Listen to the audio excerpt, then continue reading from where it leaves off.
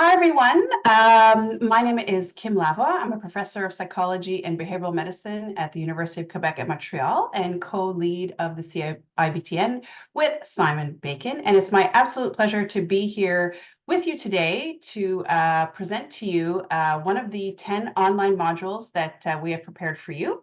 So my presentation is going to cover outcome selection in behavioral trials, challenges, and opportunities. So here are my, in a moment, I'm going to give you my disclosures, but first, a brief land acknowledgement. Of course, CBITN depends on traditional Indigenous territories to provide us the physical space, sustenance, safety, and community to work, live, and play. And we just want to acknowledge that we're grateful to have these opportunities. And of course, there's so many policies that have been put in place historically that are still being felt by the Indigenous people. And again, we want to express our gratitude and our sincere commitment to remedying these injustices. So these are my disclosures. There's nothing related to this presentation in particular.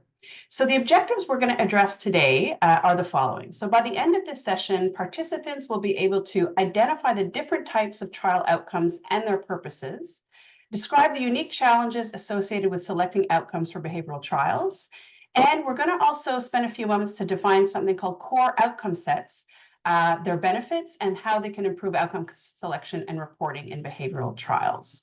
So this is a bit of a more detailed outline. We're going to talk definition and classification, types of outcomes you might want to consider for your trials.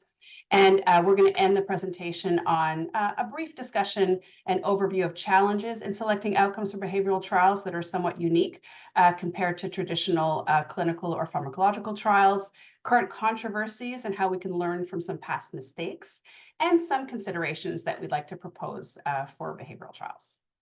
Okay, so first of all, what is a trial outcome? It's essentially a measure that allows us to decide whether the null hypothesis of a trial should be accepted or rejected. So is one treatment superior or not inferior to the other? And the choice of outcomes essentially depends on your trial objective. So is the objective of your trial to establish efficacy of a treatment compared to a comparator, the safety of a treatment, or is there some other objective? So for example, if you find yourself at the earlier stages of orbit, are you looking at processes or mechanisms of change? Are you conducting a proof of concepts? Or are you looking at proportions of patients reaching a clinically significant outcome? Or are you looking at other objectives related perhaps to implementation? So classification of outcomes. So essentially your primary outcome should be chosen and should reflect the main study question. And it's usually this outcome that we use for sample size calculation if you need to calculate a sample size. So this is not always applicable. Sometimes when you're working at early phase orbit, you do not actually need to do a sample size calculation. And of course, your primary outcome should ideally have clinical significance. And of course, this could be clinically significance from a behavioral perspective. So changing a behavior in a clinically significant way. In other words, for example, in the case of physical activity, changing physical activity or the number of minutes you engage in physical activity per week, associated, and that level has been shown to be associated with clinically significant changes in biomedical outcomes. Now, secondary outcomes, we often have many outcomes in our trials, typically reflect other questions of interest, and your studies may or may not be powered to detect these differences, particularly in randomized controlled trials. We also use something called composite outcomes, and this is very common in behavioral medicine. And this is when outcomes are composed of multiple events or measures. And one of the major advantages of these is increased power. So when some outcomes occur at a lower frequency, so for example, mortality or survival, we often see these outcomes combined with other related outcomes. Like in the case of, let's say, heart disease, you might be interested in cardiac mortality, since it doesn't occur very often. To increase power, you might combine mortality with other relevant cardiac outcomes like incidence of myocardial infarction or heart attack, unstable angina, or incidence of CABG or other revascularization procedures. Now, we can use a composite outcome. This is reasonable if all the outcomes are clinically important And we expect that our behavioral treatment will work by similar mechanisms for each of these outcomes included in our composite. And we also, it's also reasonable if the intervention is expected to reduce risk of each outcome. And the example I just gave you is something that's often used in the context of cardiac or cardiovascular interventions, where we often see myocardial infarction, revascularization procedures, and cardiac mortality grouped into one outcome, often called MACE, major adverse cardiac events. Now, one of the weaknesses in using composite outcomes, and you just have to kind of try to guard against this, is that there's often significant heterogeneity in study-specific outcomes used to define the composite. So if you look at MACE, if we keep with that example, myocardial infarctions or heart attacks occur spontaneously in people. But revascularization procedures, like whether or not you get a bypass surgery or angioplasty, those are things that don't happen spontaneously. So those things happen in conjunction with what's happening at the level of the healthcare system. So other things, other than your intervention success, could determine these outcomes. For example, access or cost.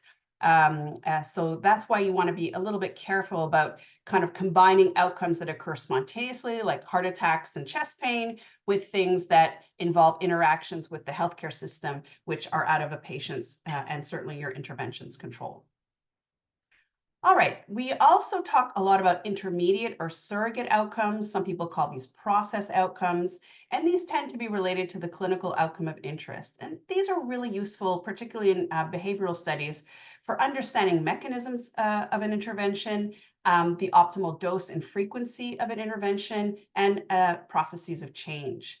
And an intervention, is a surrogate or a good process outcome if an intervention that affects that marker, like smoking, consistently predicts changes in the clinical outcome, like cancer incidence. So this might be considered a good surrogate outcome in this case. So again, this is surrogate outcomes, and this is something that we use a lot in behavioral medicine. All right, types of outcomes now. So we can have quantitative outcomes, which are continuous outcomes. And these are things like scores on questionnaires. So scores on a quality of life questionnaire, a depression score, a blood pressure, exacerbation rate. So frequencies are continuous measures. Health resource use, these are all quantitative measures. And the advantages of choosing quantitatively measured outcomes is that you often increase your power when you use a continuous or quantitative measure. You typically can have shorter follow-ups when you use quantitative measures, again, because of the increased power. And so they tend to cost less to measure. Binary outcomes are also quite common in clinical studies, things like mortality, survival. Binary, of course, are outcomes that are classified as yes, no, happened, not happened, present, not present. And so this often happens as well when we're classifying presence and absence of disease or symptoms. Health resource use, did they present to the emergency department? Did they not? So these are also outcomes that we see quite commonly in behavioral medicine interventions. And time to event is a third type of outcome. So things like survival or time to death or hospitalization. So how long can we keep people disease-free, symptom-free, or not needing to interact with the healthcare system? This is another common clinical outcome that we see in our interventions. So quantitative, continuous measures, usually scores and frequencies.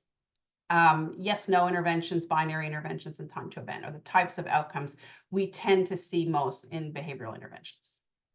Now, the choice of outcomes influences trial design, cost, and feasibility. So these are important considerations. Of course, things that cost a lot to assess, things that are burdensome to patients, things that are uncomfortable. Blood draws, for example, tend to cost a lot, both to conduct and to analyze blood samples. And many patients don't like to be stuck with needles. So you have to consider what it takes to get your outcome when you're deciding to pick one. Another thing to keep in mind is low frequency outcomes, as I mentioned before, things like incidence of cancer, disease incidence, mortality, tend to require higher sample sizes and much longer follow-ups to measure, which can be very costly. And so this may ultimately threaten the feasibility of your trial. So if you think about the classic studies, things like Look Ahead, for example, you might notice that their primary endpoint was after 10 years of the intervention. So these are the kinds of studies that really take a long time to conduct, a lot of money to conduct, often millions of dollars. So just keep in mind that those low frequency outcomes can be a little bit more complicated to assess. And this is where surrogate outcomes might be a good choice. All right. So the aim of clinical trials, so the primary aim of most trials is to provide an unbiased evaluation of the merits of using one or more treatment options for a given disease or condition of interest. And so special considerations for behavioral trials, sometimes the disease or condition of interest is actually a behavior. So smoking, exercise adherence, physical activity minutes, that kind of thing. That are known to influence the clinical outcome of a disease. So how do we define the primary outcome in our trials when what we might actually be interested in is behavior change? So here are some challenges associated with selecting outcomes for our behavioral trials. So first of all, many behavioral trials explicitly aim to alter activities like behaviors or participation compared to medical trials which aim to alter body function or structure. So again, sometimes we're more interested in behavior change than we are in the clinical outcomes that those behaviors are expected to influence. And sometimes, as I said, in the case of smoking, there's been 1 million smoking trials that show that if you quit smoking, health gets better. Multiple disease risk goes down. So we tend not to see trialists or interventionists or authors, scientists measure those clinical outcomes down the line in smoking cessation trials, because we know if we can be successful at getting patients to quit smoking, we're absolutely going to be successful at improving health. So we tend not to see those distal clinical outcomes in those trials. Challenges in our field as well is that trials are often multi-component. So how do we choose only one primary outcome when our trials tend to have educational components, wanting to impart knowledge, when they tend to have physical activity components, wanting to increase physical activity minutes, when they tend to have diet components, when we want people to change their diet. And all of these things might be affected to influence weight. And when we expect weight loss to influence diabetes, and then down the line, we expect diabetes incidence and hospitalizations to go down. So how do we choose? And this is one of the important challenges that we have to face. Another challenge is trial efficacy is highly reliant on the interventionist in our trials. So unlike giving people a pill, which is fairly standardized and straightforward, our efficacy and ability to detect a difference in the intervention arm versus the comparator is that it depends on the quality of the people delivering the intervention. And this quality can be determined by experience, by training, by adherence to our clinical protocols. So this is another and unique challenge with behavioral as opposed to pharmacological trials. And finally, interventions often work through actions or thoughts of the patient rather than mechanical or predictable effect of drugs. So one extra step of assessment we often have to consider when we're designing our intervention trials is that what are the actions or beliefs or attitudes, what needs to change in order for behavior to change to then affect clinical outcomes down the line. So it's a little more steps of outcomes in terms of processes of change that we may need to consider, including in our intervention trials compared to pharmacological trials. Now, behavioral trials also require time to conduct and time for the intervention's effect to become apparent. So often when we take drugs, you'll see the effect hours or within days or weeks. But obviously behavioral trials, take a little bit more time to see the effects. So your follow-up times may need to be longer. And so I really want to encourage you to think about sort of in the real world, how much time do you think it's really going to take someone to really integrate a behavior change into their lives, enough for that behavior change to then translate into a clinically significant change in a disease outcome. So, just intervening on behavior after a week, probably not enough time for that behavior to translate, for that smoking cessation or that increase in physical activity to really change what's happening sort of in our physiology. So you might need to consider, how long do I think I'm going to need to see a change in my clinical outcome as a result of my behavior change. So in this regard, our behavioral intervention follow-ups tend to need to be longer. Behavioral trials are also often context specific. So what that means is if you intervene in a particular part of the city, in a rural context, in an urban context, if you intervene in a high income versus a low income country, if you intervene online versus in person, well, the outcomes could be a little bit different. How the intervention works could be a little bit different.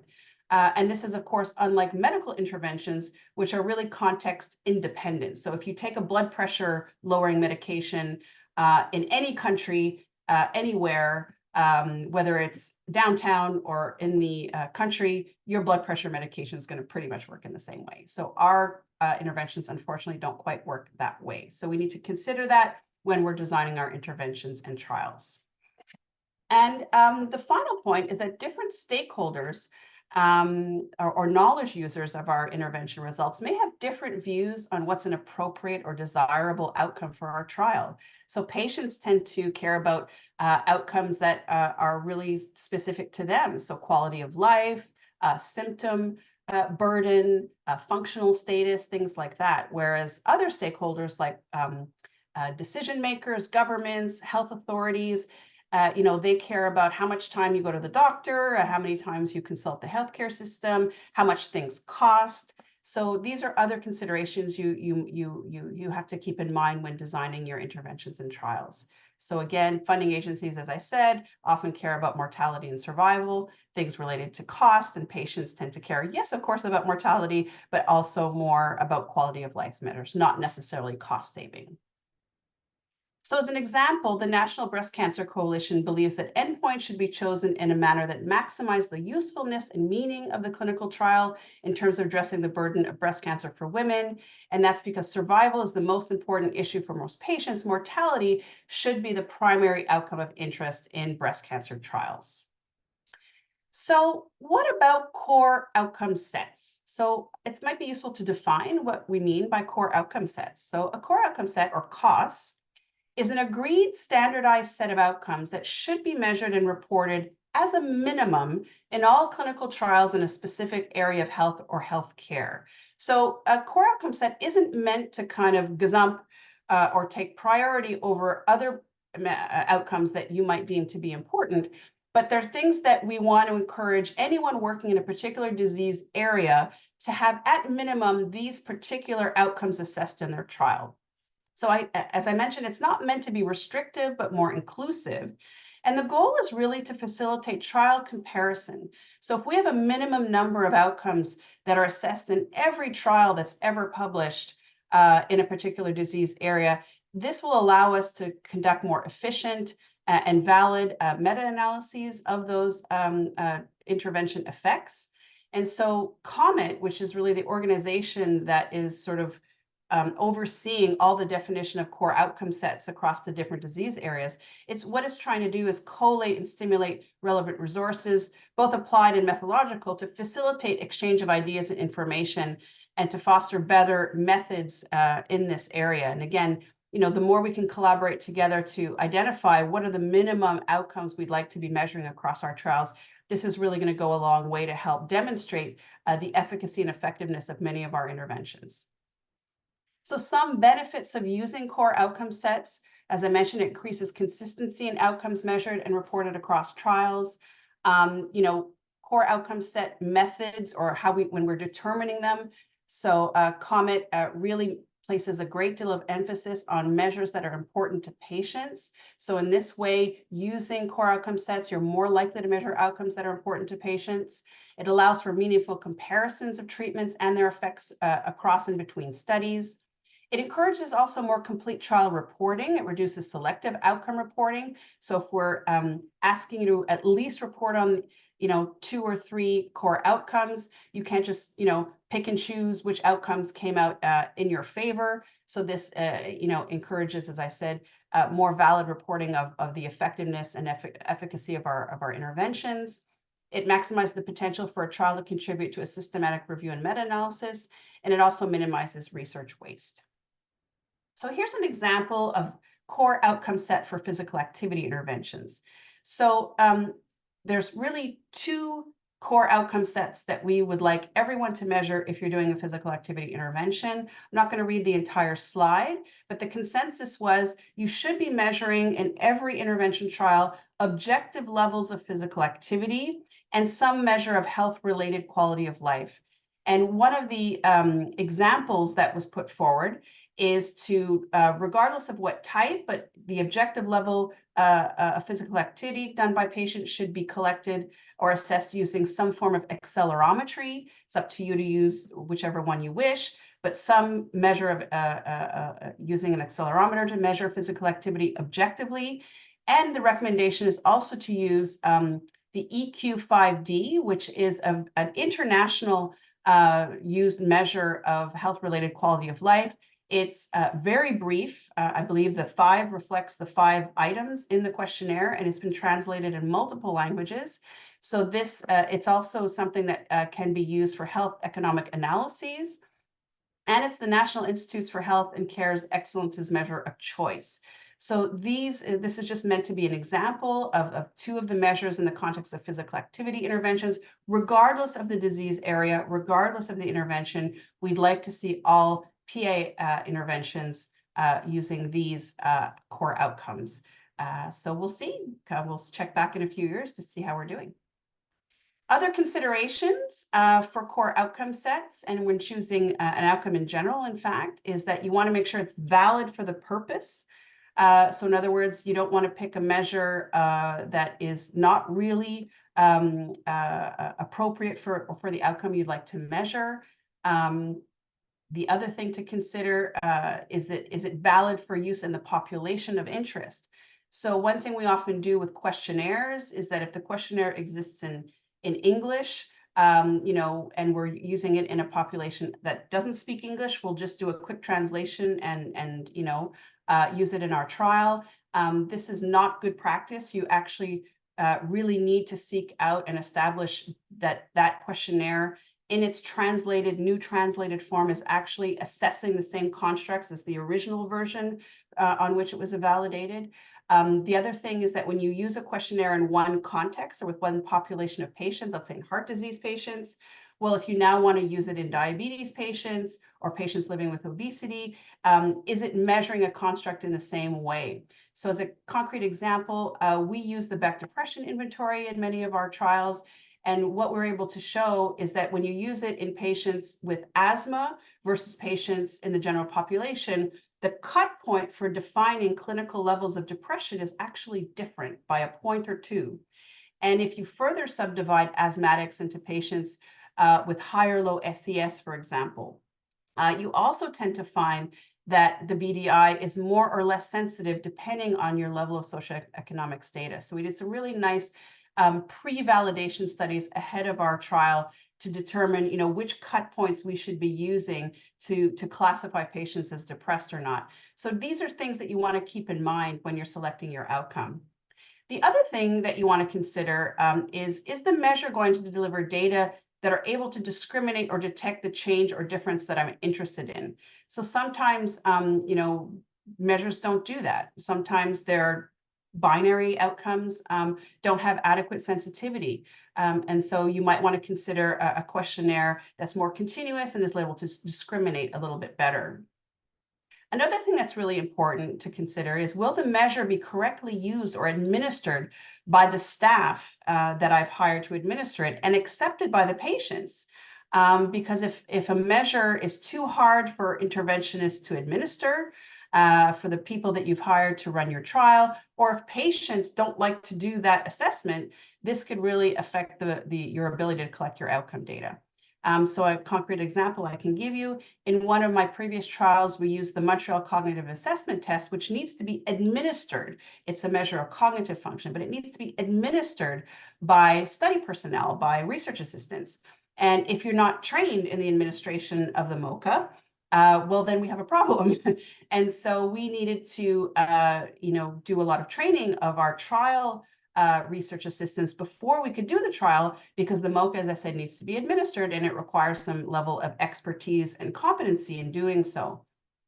Other things to consider is if you want patients to collect samples or you want them to collect food diary information. Sometimes this is, a huge burden to patients. So when patients don't find the outcome assessment piece acceptable, this can really, really undermine your the feasibility of your trial. So again, if you're working within the Orbit framework, these are things that you want to test early in small samples and see, what are patients' reactions to the measures that you're going to be asking them to complete. And this will give you information up front so that you can maybe make some changes before you're already halfway through your randomized controlled trial in phase 3 and it's not going well.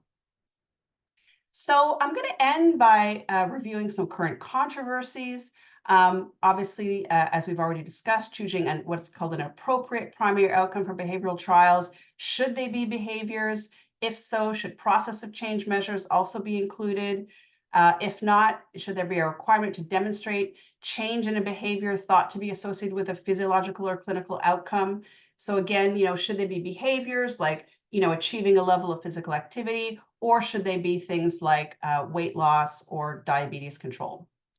Quality versus quantity of life outcomes. So again, quality of life outcomes, PROs or patient-reported outcomes, outcomes that patients tend to find more important. So that's quality of life outcomes. Should they be prioritized over quantity of life outcomes, which tend to be more important to healthcare authorities and governments? So which one or both should be prioritized in behavioral trials? Composites, as I kind of alluded to before, should we be combining what's called spontaneously occurring outcomes like heart attacks with healthcare system dependent measures? This can complicate sort of the validity of these combined or composite outcomes that we often see in behavioral medicine. And should we prioritize core outcome sets over sort of the variety of outcomes that we may want to be looking at in our trials? So what are some proposed criteria for selecting our outcomes? So this is just meant to be, more of a summary of what we talked about today. Well, the intervention should, of course, be expected to directly impact or change the outcome that we're choosing. The outcome should be, of course, measurable, and this measurement should be feasible in terms of both by the people doing the measuring, so your trial staff as well as patients or participants. And the outcome should have clinical significance at some level for the patient, for the healthcare system, for society. So some ways to determine if it's clinically significant. Is the outcome tied to a change in daily functioning, quality of life, in a physiological response or condition that's been shown to impact, a disease or condition of interest?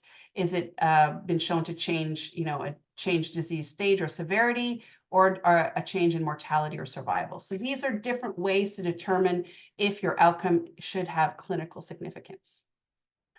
I hope this has been helpful in helping you determine and navigate the complexity of coming up with appropriate clinical trials outcomes for behavioral interventions. I want to thank you very much for your attention.